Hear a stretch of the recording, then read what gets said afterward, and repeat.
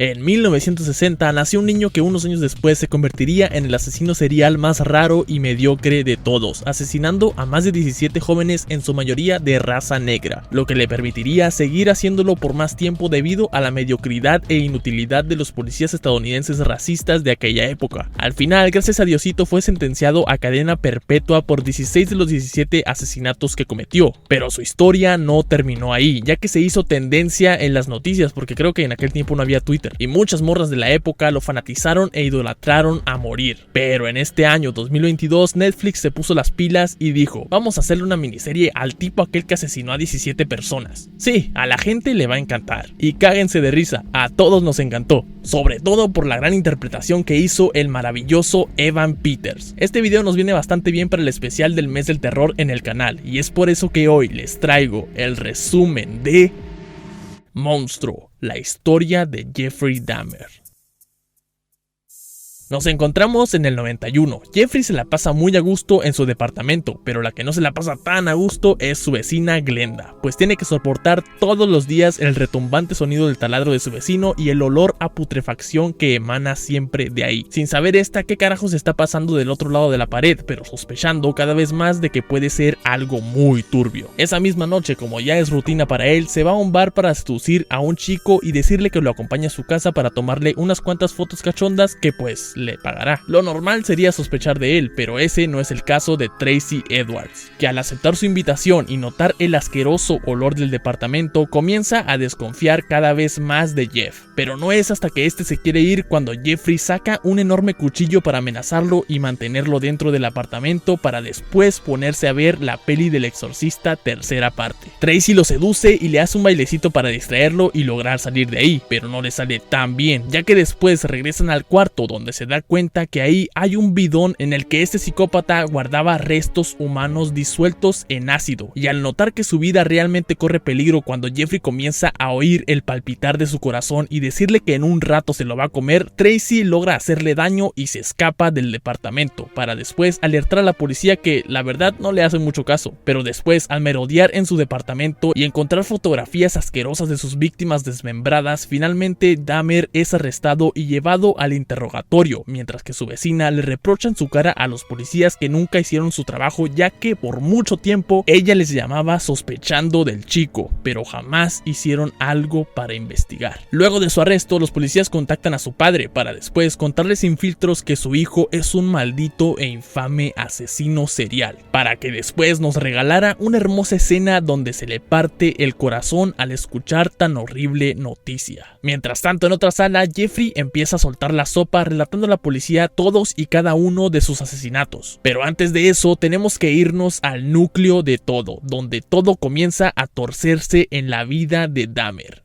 su infancia. De niño, este solía ser muy raro para todos en su clase. Todos le regalaban manzanas a su maestra, pero el pequeño Jeff capturaba salamancas vivas y se las obsequiaba. También tuvo mucho que ver cómo sus padres cada vez peleaban más y cómo su mamá intentó suicidarse más de una vez debido a una enfermedad mental que padecía. A esto añadiéndole que despierta cierta curiosidad y fascinación por abrir animales muertos y jugar con sus intestinos, que por cierto su padre le ayuda. Viendo que su hijo al fin muestra interés por algo bueno como la ciencia, Jeffrey comienza a ser mucho más raro. Al pasar de los años, nuestro compita sigue sin tener amigos en su clase y también su madre termina de hartarse de la rara familia que según tiene y se va, no sin antes decirle en su cara a Jeffrey que siempre le pareció asqueroso desmembrar y jugar con animales muertos, para después, ahora sí, largarse del lugar con el hijo más pequeño y hermano del protagonista, que, dato curioso, después de todo el desmadre de su hermano no se volvió a saber nada de él, cambió su identidad y nadie sabe su paradero. Su padre decide iniciar una nueva vida amorosa con otra señora, por lo que nuestro psicópata amigo comienza a sentirse cada vez más solo y fantasear sexualmente con los chicos que ve corriendo por la calle, hasta que un día, al ver a un chico a quien conoceremos como Steven Hicks, le pide un aventón a un concierto. Jeff le propone ir a su casa a tomar unas cervezas y después, ahora sí, ir juntos al concierto, pero obviamente eso no va a pasar. Lo que sí pasa es que al tener una discusión iniciada porque el loquito le robó un beso a Steven, este se nos encabrona y le da un golpe que termina llevando llevándolo a la muerte, siendo este el primer asesinato propinado por Dahmer. Después de esto, el chico descuartiza a su víctima para después, en bolsas de basura, llevar las partes del cuerpo al basurero de la ciudad, siendo casi descubierto por la policía, quien lo envía a casa por conducir ebrio, lo que conlleva que el psicópata queme los restos óseos de Steven, los rompa con un martillo y esparza todo en el patio de su casa, ya que, en palabras del propio Dahmer, le gustaba sentir cerca de él a sus víctimas. Maldito enfermo de mierda. El caso es que luego de todo, su padre regresa con él, y viendo cómo sigue siendo un inútil en todo, cómo su hijo cada vez más pareciera no valer madres para la vida, decide inscribirlo a la universidad, pero fue un error, porque jamás entra a clases, por lo que entonces lo inscribe en una academia militar donde pasa un buen tiempo, hasta que finalmente regresa, al parecer un poco más reformado, pero reformado mis polainas, ya que al poco tiempo después empieza a hacer más barbaridades. Comienza a trabajar en una carnicería donde disfruta de cortar la carne, y después se roba un maniquí de una tienda que por cierto se parece bastante al bicho, para posteriormente, en casa de su abuela donde se está quedando a vivir, se acuesta con el maniquí imaginando que es alguien real. Al final claramente su abuela se da cuenta y como ella es fan de Messi lo tira a la basura. Ahí Jeffrey se emperra y le dice: no mames abuela, ¿cómo me vas a tirar el maniquí del bicho? Por lo que decepcionado decide cometer un delito de exhibicionismo en un parque de diversiones de la ciudad, lo que provocaría que después lo arresten y luego lo despidan de su trabajo, solo para después conseguir trabajo en una clínica donde roba la sangre de los donantes para después tomársela como si fuera jugo de tomate.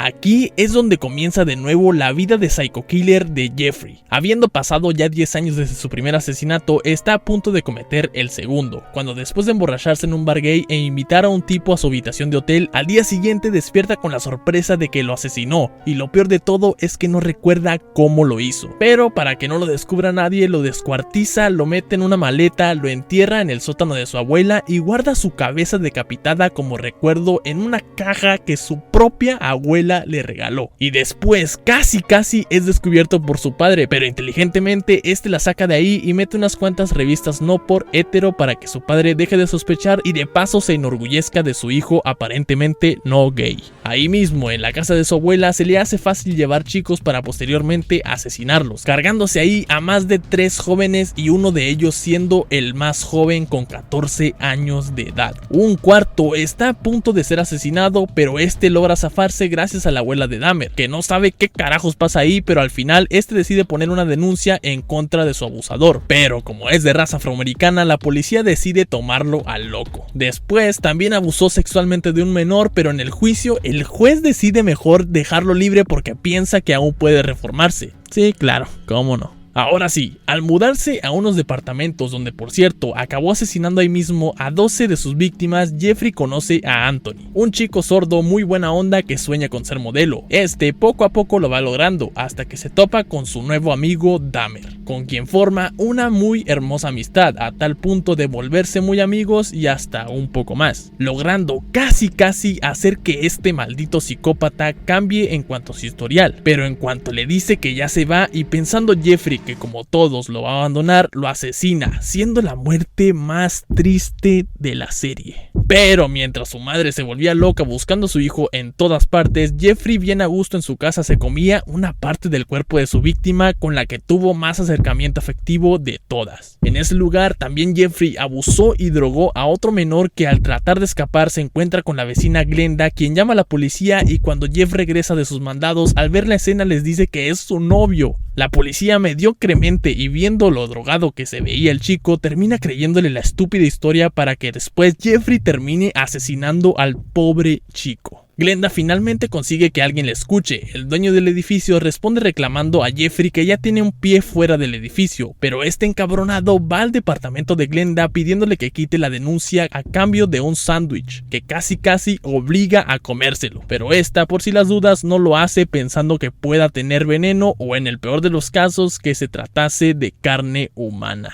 Después de todo, el psicópata sigue viviendo ahí y Glenda vive un terrible calvario escuchando cómo su vecino maníaco cada vez más hace más ruido y cómo ese olor tan penetrante a muerto emana por la ventilación, hasta que un día finalmente su última víctima, Tracy Edwards, logra hacer que arresten a su abusador, descubriendo que en efecto acaban de arrestar al asesino de jóvenes más buscado de la ciudad. Lamentablemente, los que se llevaron la mayor parte de los problemas fueron sus padres, que ahora son los más odiados por ser quienes trajeron a la vida al monstruo de Milwaukee, lo que hace que a su madre la lleve al borde del suicidio y a su padre a lamentarse por probablemente ser el culpable de todos los problemas mentales de su hijo. El juicio de este maldito monstruo duró algunos días, donde los familiares de las víctimas tuvieron la oportunidad de expresar su dolor y rabia. Este juicio termina con el veredicto dándole a Jeffrey cadena perpetua sin posibilidad de libertad condicional. Es ahí en la cárcel donde comienza a recibir cartas de sus tontas admiradoras, lo que hace que el asesino comience a creerse superior a los demás reos. Su padre, arrepintiéndose de todo lo que hizo en su pasado, ahora decide ayudar a su hijo, quien también decide acercarse más a Dios, iniciando con su bautizo. Pero desgraciadamente esto le iba a durar muy poco, ya que uno de los internos de la misma cárcel, quien se obsesiona con su compañero psicópata Jeffrey Dahmer, termina asesinándola a golpes, terminando así con la vida de uno de los más infames y perturbadores psicópatas del siglo XX.